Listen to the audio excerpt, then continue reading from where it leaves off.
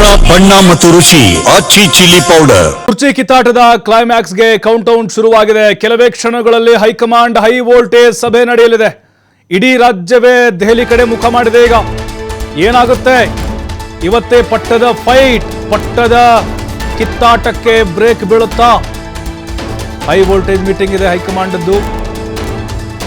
ಅದರಲ್ಲೂ ಮದಗಜಗಳ ಗುದ್ದಾಟ ಇವತ್ತೆಂಡ್ ಆಗುತ್ತಾ ಇಲ್ವಾ? ಸೋನಿಯಾ ರಾಹುಲ್ ಖರ್ಗೆ ನೇತೃತ್ವದಲ್ಲಿ ಮೀಟಿಂಗ್ ನಡೆಯಲಿದೆ. ಸಿಎಂ ಡಿಸಿಎಂ ನಡುವಿನ ಈ ಕುರ್ಚಿ ಕಾದಾಟಕ್ಕೆ ತೆರೆ ಎಳಿತಾರ ಹೈಕಮಾಂಡ್ ನಾಯಕರು. ಸಭೆ ಹಿನ್ನೆಲೆ ದೆಹಲಿಗೆ ತೆರಳಿದ್ದಾರೆ ಡಿಕೆಶಿ ಸಹೋದರ ಮಾಜಿ ಸಂಸದ ಡಿಕೆ ಸುರೇಶ್ ಅವರು.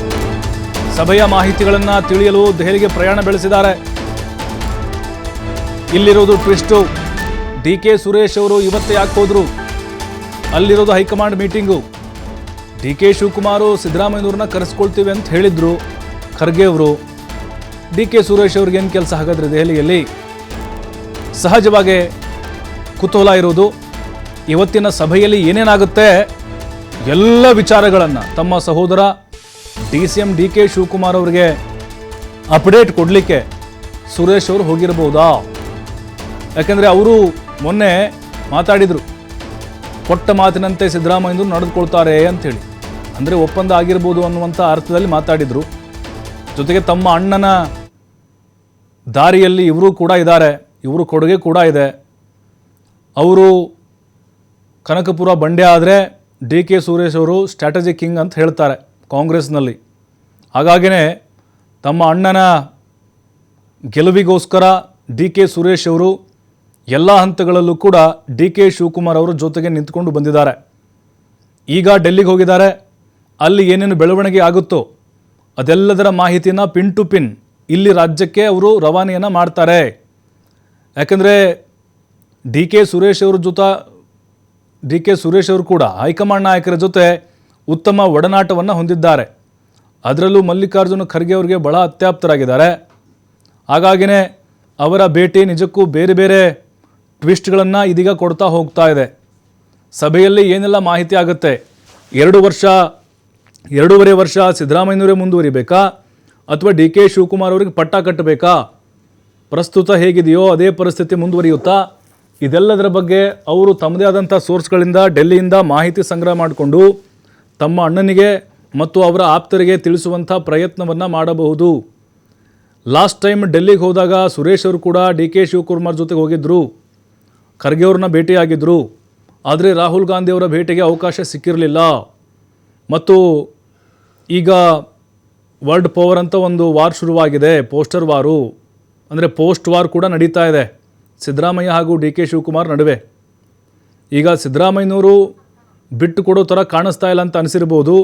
ಹಾಗಾಗಿಯೇ ಸಹೋದರಿಬ್ಬರು ಸೇರಿಕೊಂಡು ಸಾಕಷ್ಟು ಸ್ಟ್ರಾಟಜಿಗಳನ್ನು ಮಾಡ್ತಾ ಇದ್ದಾರೆ. ಮತ್ತಷ್ಟು ಮಾಹಿತಿ ನಮ್ಮ ಪ್ರತಿನಿಧಿ ಶಿವಕುಮಾರ್ ಹೇಳ್ತಾರೆ.